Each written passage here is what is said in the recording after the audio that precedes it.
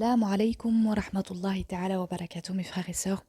Nous nous retrouvons pour la suite du livre d'Al-Ghazali rahimahullah, Mizan al-A'mal, avec le chapitre 4, exposé concret et sommaire relatif à la purification de l'âme, à ses facultés et ses qualités. Diras-tu, il m'apparaît clairement que se préoccuper de la science et de l'action est un devoir. Toutefois, les sciences sont nombreuses et les activités également. Elles diffèrent sous le rapport de la qualité et de la quantité. Il ne suffit pas en effet de savoir que pour tel mal, les rafraîchissants sont indiqués. Tant que l'on n'en connaîtra pas l'espèce, la quantité, le temps qui conviendra à leur emploi, permanent ou intermittent, et autres renseignements qui conduisent à s'étendre sur les détails nécessaires. Il est donc indispensable de préciser la qualité, la quantité et le mode de l'objet de cette préoccupation. Sache donc que sur cette question, les gens se partagent en deux catégories. L'une se suffit de l'autorité, elle se passe de toute recherche, suivant le chemin tracé par celui qui est son autorité. L'autre ne suit pas l'exemple du malade qui se soumet à son médecin, mais aspire à jouer le rôle du médecin. Ici, l'affaire est grave, la route longue, et les conditions de ce comportement ne se réalisent au cours des siècles que pour un être unique, isolé, exceptionnel. Toutefois, nous allons t'apprendre ce qui t'élèvera du plan inférieur de la soumission à l'autorité et te guidera sur le bon chemin. Si tu es favorisé par la grâce et que de toi-même surgisse l'appel à la perfection, tu pourras l'atteindre par la lutte intérieure. Or, tu ne peux connaître ce que tu demandes qu'en t'en connaissant au préalable avec tes facultés caractéristiques. Comment pourrait-on entrer dans l'intimité d'une personne quand on ne la connaît pas ? Or, lutter intérieurement, c'est travailler sur soi-même, en purifiant son âme, afin qu'elle s'achemine vers le salut. Conformément à la parole divine, aura le salut celui qui aura purifié son âme, sera déçu celui qui l'aura souillé. Sourate 61, versets 9 et 10. Qui ne connaît pas l'habit ne peut concevoir comment en enlever la crasse. Comme l'acquisition suprême est la connaissance de l'âme, Allah en a magnifié l'importance. Il se l'est attribué à lui-même par particularisation et faveur. Il dit « Je vais créer de l'argile un être humain. Quand je l'aurai parachevé et que j'y aurai insufflé mon esprit » Sourate 38, versets 71 et 72, il précise donc que l'homme est créé d'une part d'un corps perçu par la vue et d'autre part d'une âme perçue par l'intelligence et la clairvoyance, non par les sens. Il rattache à l'argile le corps de l'homme, et à lui-même, esprit humain voulant dire par esprit ce que nous entendons par âme, et faisant observer aux gens clairvoyants que l'âme humaine est parmi les choses divines, et qu'elle est plus noble et plus élevée que les corps médiocres de la terre. C'est pourquoi il dit « Il t'interroge sur l'esprit. Réponds, l'esprit est issu de l'ordre de mon Seigneur. » Sourate 17, verset 85. On lisait, dit-on, dans les livres divins révélés, « Connais ton âme, ô homme, tu connaîtras ton Seigneur. » Le prophète, sallallahu alayhi wa sallam, a dit « Celui qui parmi vous se connaît le mieux son Seigneur. » Allah le Très-Haut a dit « Ne soyez pas comme ceux qui oublièrent Allah et à qui Allah fit oublier leur âme. » Sourate 59, verset 19. Insistant sur la corrélation de ces deux faits, que l'oubli d'Allah et l'oubli de soi-même vont de pair.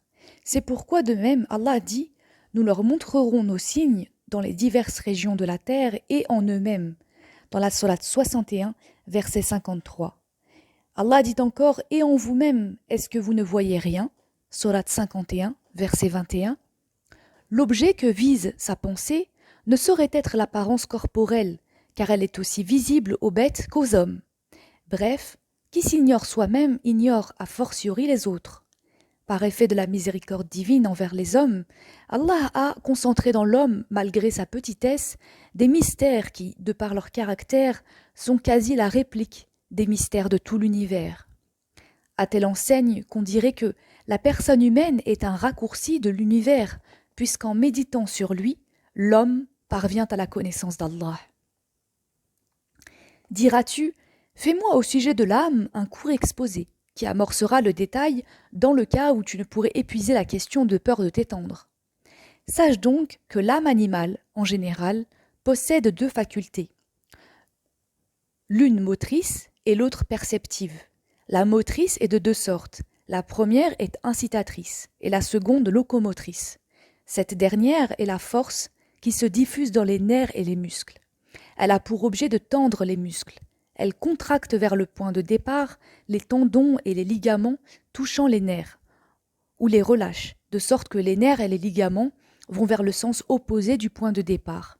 Cette faculté est serve de l'incitomotrice. Par cette dernière, on entend la faculté impulsive appétitive qui incite au mouvement.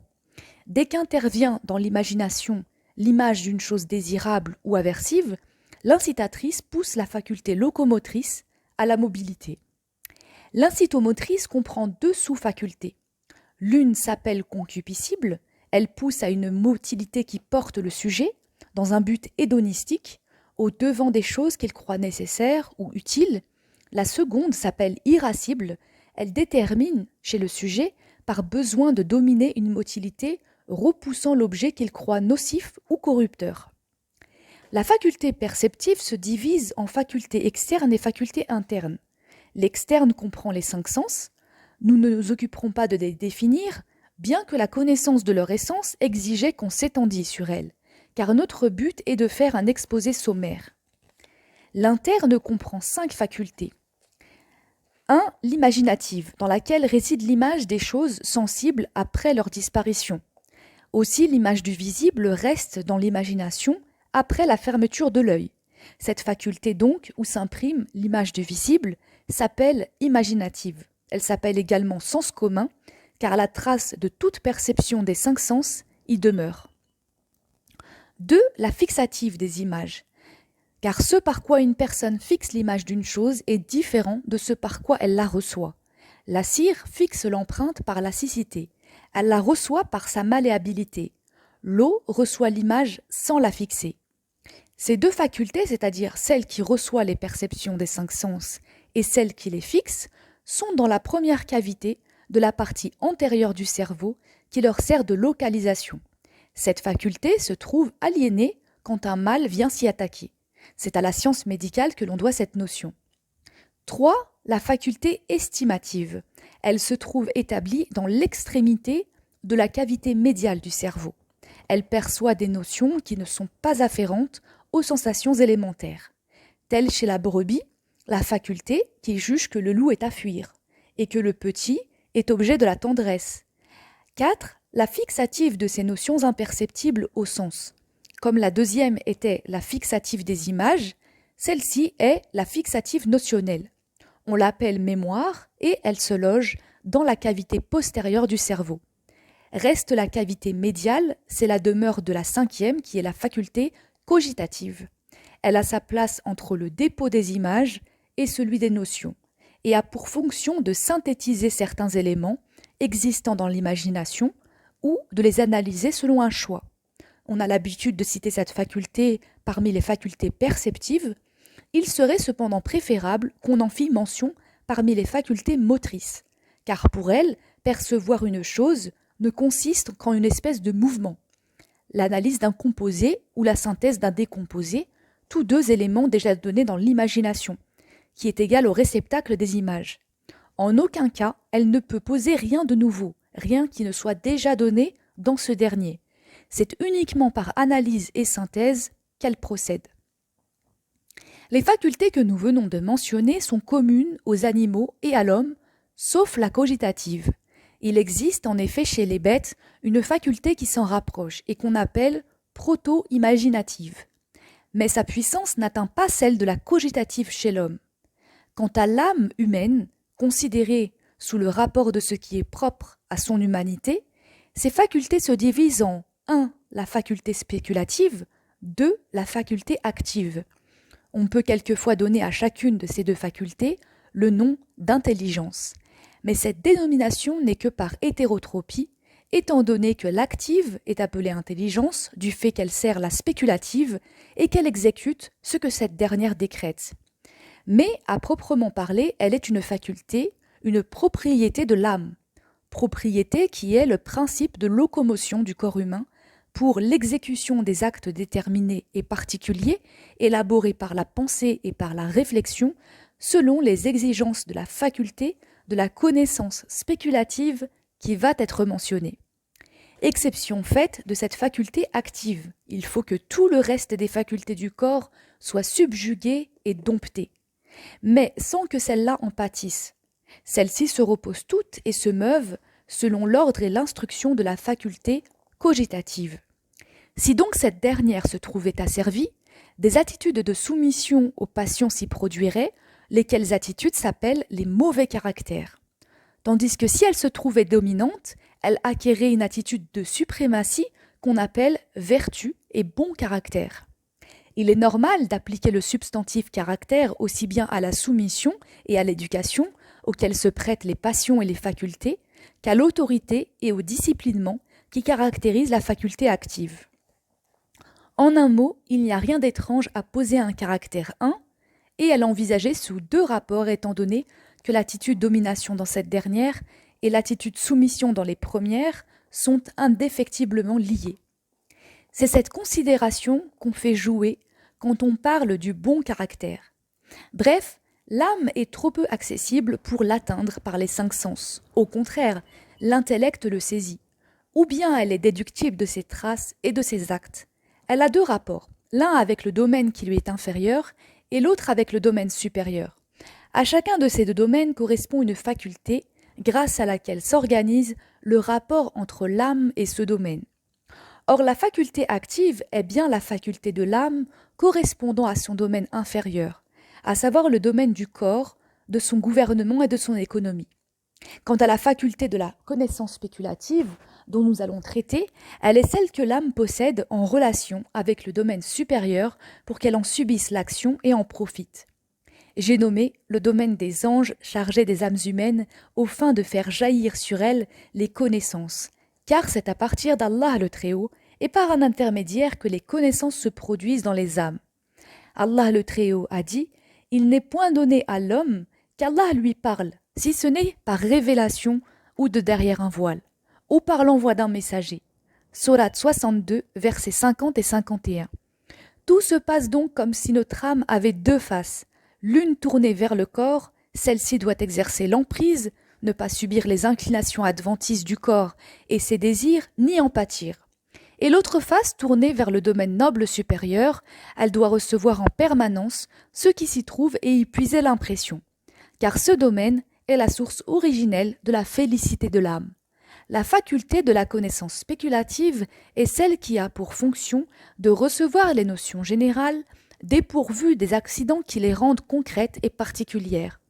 Entendez par général le sens que nous avons mentionné dans notre critérium de la science. Sous le rapport des connaissances qu'elle acquiert, cette faculté a 3 stades. Le premier est illustré par la condition de l'enfant touchant l'écriture. Celui-ci en effet a une puissance d'écriture, mais une puissance éloignée de l'acte. Telle est pour lui la faculté spéculative. Le second stade est celui où un ensemble de notions intelligibles, élémentaires et nécessaires se produisent. Tel est l'état de l'enfant discernant, de l'adolescent. Pareille puissance se manifeste chez lui sous le rapport de l'écriture après qu'il aura connu l'encrier, le kalam et les caractères isolés mais non organisés. Certes, au berceau, il n'en était pas là, car il n'avait qu'une puissance absolue d'écrire séparée de l'acte. Le troisième stade est celui où toutes les notions intelligibles, acquises, se réalisent effectivement. Les notions restent comme emmagasinées chez le jeune homme, il s'y reporte s'il veut, et à mesure qu'il le fait, il s'en rend mieux maître. Sa condition sous le rapport des connaissances est celle d'un scribe habile et adroit, mais négligent dans son écriture. Il possède en puissance immédiate une aptitude à écrire d'une extrême perfection. Ce stade marque le summum de l'échelle humaine. Mais il y existe des degrés innombrables qui varient en fonction de la richesse ou de la pauvreté des connaissances, de leur noblesse ou de leur médiocrité. Ils varient suivant la voie par laquelle les connaissances sont acquises, par l'inspiration divine ou par instruction et acquisition prompte ou lente à se produire. Dans l'ordre du savoir, les places des savants, des sages, des saints et des prophètes sont inégales en raison de la différence de ce savoir. Leurs rangs sont divers. Les degrés du progrès y sont inépuisables et innombrables. La place la plus élevée est celle du prophète sallallahu alayhi wa sallam, auquel la totalité ou la majorité des vérités est dévoilée sans effort d'acquisition ni peine, mais par dévoilement divin extrêmement rapide. Cette félicité qui se produit chez l'homme le rapproche d'Allah le Très-Haut, non au point de vue de l'espace et de la distance, mais moralement et véritablement. La bienséance exige de mettre un frein aux excès de langage à ce sujet, car une secte fut amenée à poser une union derrière le rapprochement. Un certain mystique a dit « L'eau à moi, que je suis magnifique ». Un autre dit « Je suis le vrai ». Un troisième prononça le mot « imprégnation ». Les chrétiens parlèrent de l'union de la divinité avec l'humanité, au point qu'ils dirent de Jésus alayhi salam qu'il est la moitié d'Allah. Combien Allah est au-dessus du blasphème de ceux qui lui font tort. Bref, les étapes qui jalonnent la voie de ceux qui s'acheminent vers Allah sont innombrables. Chacun d'eux connaît seulement l'étape qu'il a atteinte en son chemin, il connaît les étapes qu'il a laissées derrière lui, mais ne peut comprendre la réalité de celles qu'il a en perspective, si ce n'est de façon sommaire et par croyance aux choses invisibles. Aussi, personne, en dehors du prophète, ne connaît-il la réalité de la prophétie. Semblablement à l'embryon qui ne soupçonne point la condition du nouveau-né, au nouveau-né qui ignore l'état d'adolescence et ignore les notions nécessaires qui lui sont dévoilées à l'adolescent discernant qui ne connaît pas la condition de l'homme doué de raison, ne peut connaître les faveurs de la grâce et de la miséricorde divine qui se sont épanouies pour les saints et prophètes d'Allah. Ce que Allah ouvre aux hommes des trésors de sa miséricorde, nul ne peut le retenir. Sourate 35, verset 2. Cette miséricorde, donnée par générosité divine, est accessible à tous. Mais il importe de se préparer à la recevoir, en purifiant l'âme et en la purgeant des scories et des impuretés. De même que sur le miroir de métal oxydé, rien n'empêche l'image colorée de s'imprimer sinon la couche de rouille et d'oxyde. De même que ce métal a besoin d'un polisseur qui le fourbit, le désoxyde et le polit. Ainsi, l'empêchement, il faut le croire, vient de la part de l'homme et non pas de la miséricorde divine. C'est pourquoi le prophète, sallallahu alayhi wa sallam, a dit « Au cours des jours de votre temps, des souffles sont envoyés par votre Seigneur. Exposez-vous à ces souffles. » C'est pourquoi il illustra avec les expressions les plus propres au charme et au désir l'extrême générosité du Seigneur en disant « Toutes les nuits, Allah descend au ciel de ce bas monde, où il reste tout le dernier tiers de la nuit, et dit « Y a-t-il quelqu'un qui crie miséricorde pour que je la lui accorde ?» Allah dit également « Longtemps dura chez les pieux le désir de me retrouver. De les retrouver, j'ai un désir plus ardent. » Il dit encore « Celui qui m'approchera d'un empan, je l'approcherai d'une coudée. Celui qui viendra vers moi en marchant, je viendrai vers lui en courant. » Aussi, faudrait-il rechercher dans le Coran et la tradition les propos analogues, car ils sont innombrables et inépuisables. Nous verrons dans un prochain chapitre, le 5e, exposé sur le rapport des facultés de l'âme les unes avec les autres, incha'Allah. Wassalamu alaikum wa rahmatullahi ta'ala